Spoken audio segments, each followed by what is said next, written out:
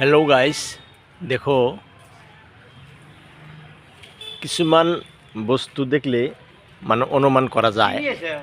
ওই দেখো, ওই যে খেজুর গাছটা, বট গাছটা একদম পুরা পেঁচায় নিছে। এটাকে কিন্তু বন্ধুস্তা কয় না, এটাকে বলে শত্রুতা। ঠিক এরকম কিছুগুলা মানুষও আছে, তোমাক বন্ধুস্তা হিসাবে ঘিরা ধরবো বা ভালোবাসবো, কিন্তু ভিতরে ভিতরে মারবো।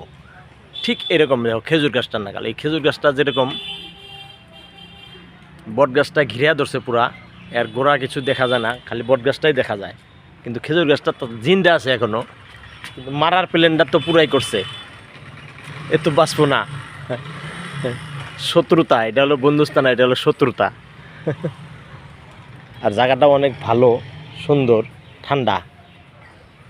একটা বট গাছের জন্যে এই হসপিটালের সামনে কত সুন্দর করে শ্যামা দিছে, দেখো অনেক সুন্দর লাগে।